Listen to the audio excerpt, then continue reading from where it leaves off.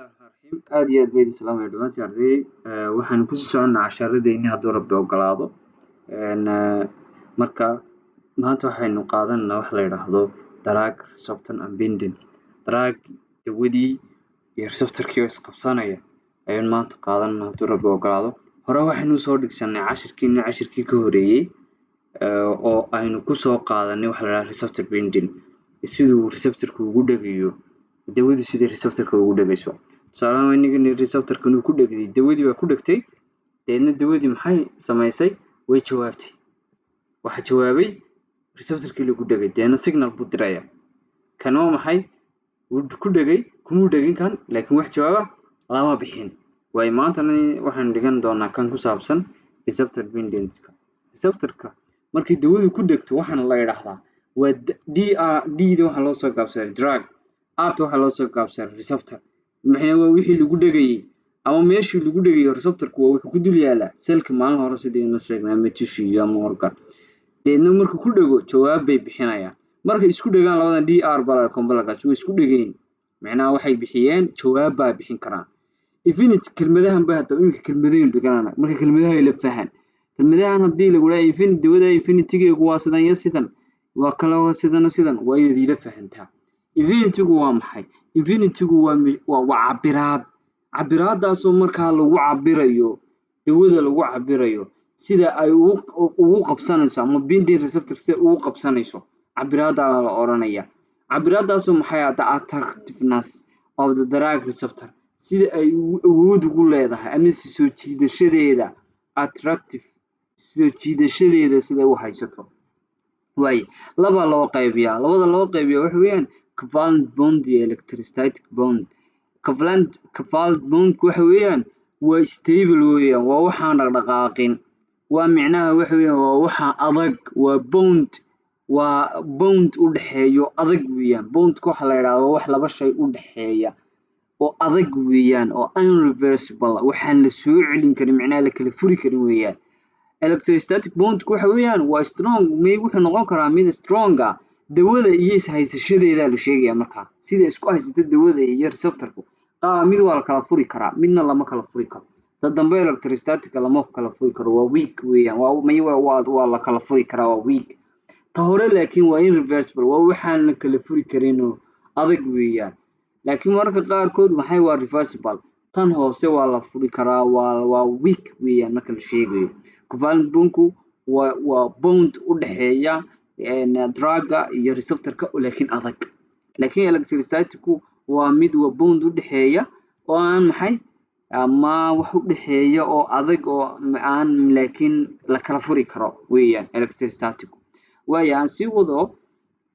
kelmadaha kale aan qaadan doono waxa drug receptor interaction sida uu markuu drug receptor marka uu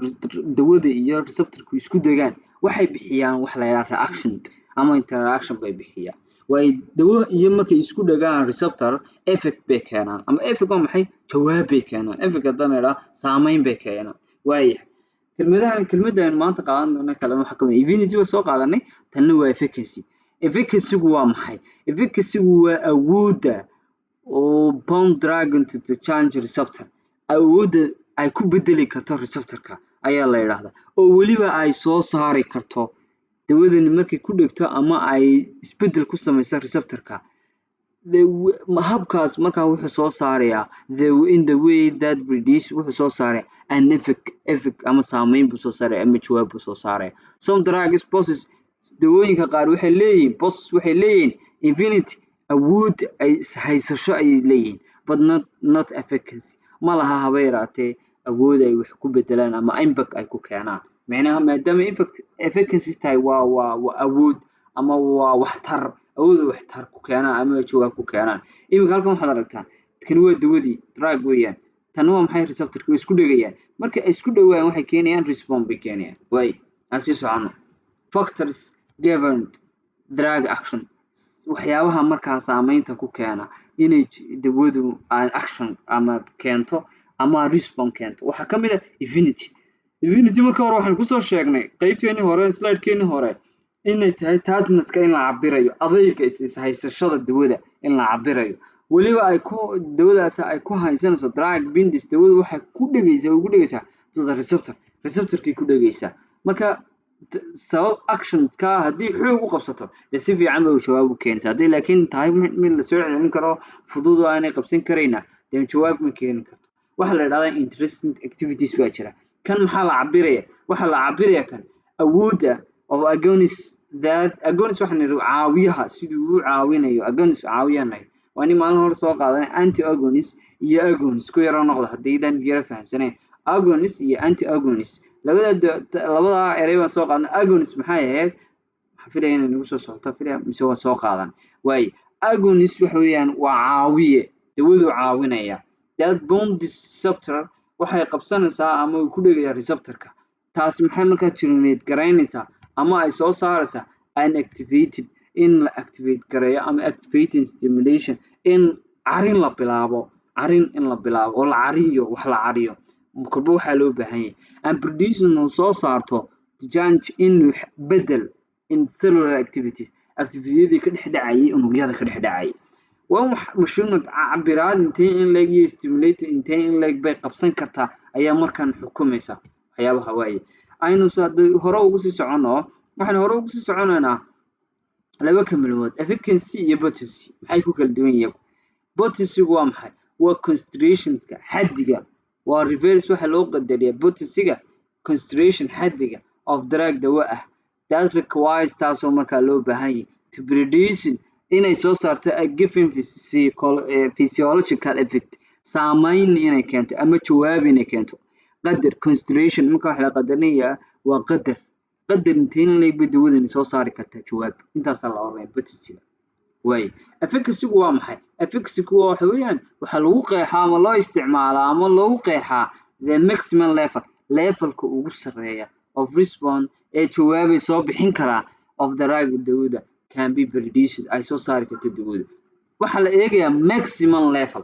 inta ugu sarreysa ama maximum level inta ugu sarreysa ee ugu badan ayaa la eegayaa markana waayahay aan si yaro socono waay application therapeutic waxa la yidhaahdaa waa pre-drugs laba kelmadood baa la sharaxaya specific iyo waxa la sharaxaya selective marka ay la fahmaan pre-drugs dawooyinka qaar interactive waxay la falgalaan with the only one receptor one ama two receptor bay la falgeli karaan hal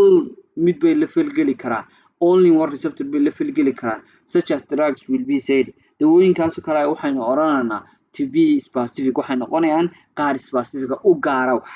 gaara receptor u gaar ah mid kaliya ay ku dhigi kartaan most drugs of interactive dawooyinka qaar inta badan la falgala with the more than mid ka badan one receptor hal receptor ka badan oo receptor classes yani classyo badan ama dad receptors badan la falgeli kara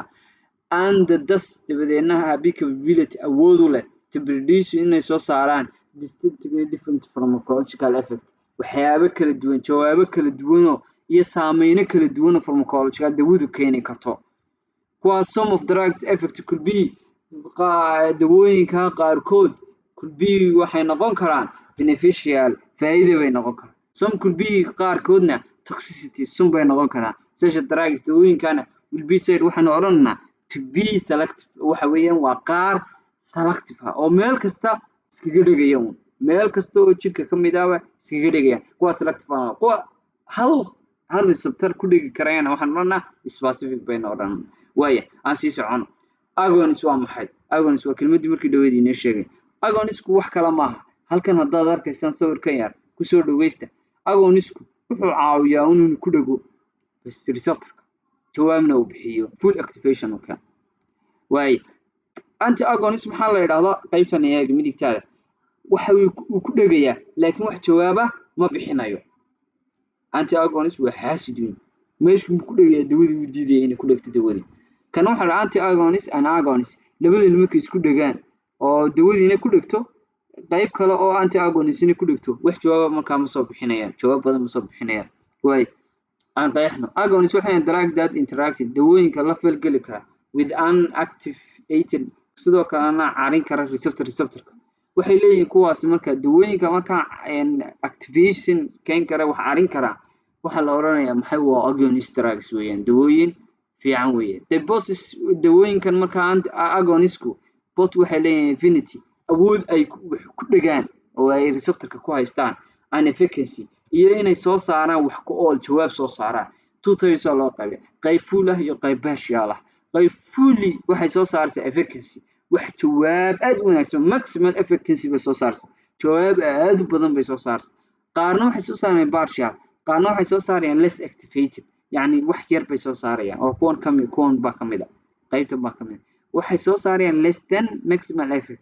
efficacy wax yar ama jawaab yar bay soo saarayaan waayahay aan sii socdo anti agonist aan ku soo socdo oo ka soo horjeeda kii hore anti agonist waxay la falgalaan receptorka laakiin ma soo saaraan wax isbedel ma soo saaraan no change wax isbedela ma soo saarayaan the receptor have affinity wuxuu leeyahay receptorku way ku dhageysaa oo awood ku dhagitaan bay leedahay laakiin ma laha waxba habeeraasi efficacy oo wax jawaaba ma bixinayso two types oo loo qaybiyaa qayb competitive iyo qayb non competitive qayb competitive la yiraahdo waa qayb ku tartanta inay diido in meesha dawo timaado oo yara somehow waa yara xaasidnimo oo kale qayb iyo non competitive qayb aan haba yaraatee meesha gelin laakiin si kadiisa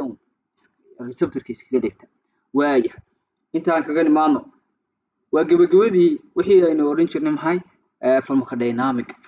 hore way soo dhiganay maanta waxaan dhameystirana wax la yiraahdo pharmacodynamic way wanaga dhameystirnay labadii pharmacokinetic baynu soo dhiganay iyo wax la yiraahdo pharmacodynamic waa labadii kelmadood aynu soo qaadanay labadan kelmadood aynu soo qaadanay waa laba kelmadood ama laba qaybood oo muhiim u ah pharmacology-ga waana isku xidhan yihiin runtii pharmacokinetic maalin hore waan soo dhameynay pharmacodynamic-na waa nigii soo qaadanay bar kamid ah intan kalena waxaan doonayaa inaan isku xidho drug administration dawada halka lagaga mudo qofka waxa kamid ah pharmacokinetic ka tirsantahay drug absorption-ka marka degada la soo nuugo dawada marka la fidiyo drug distribution dawada marka receptor-kii la geeyo waxay halkaas tagaysaa maxay pharmacokinetic intaas maraysa hadii dawadii laga keenay meeshii laga maamulay iyo halkii receptor-kii ay ku dhigtay dawadu waxay bilaabi doontaa drug receptor microenvironment yani deegaan bay iman doontaa aad iyadoo u yar yar ayay iman doontaa deedna waxay sameyn doontaa inay receptor-kii iyo dawadii isku dhagaan receptor-kii iyo dawadii markay isku dhagaan activation bay sameynaysaa of cell signal baa la diraya deedna meesha waxay imanayaan physiological response jawaab ay imanaysaa tusaale ahaan qof baa xanuunsaday dawo cunay ama irbad baa lagu muday irbadii xumad baa lagu muday deedna muruqa lagu muday muruq waa laga qaaday dhiiga la raaciyay deedna dhiiga marka la raaciyay waxay sii martay halkii beerka aan oran jirnay deedna waxa la sameeyay deedna dhiigii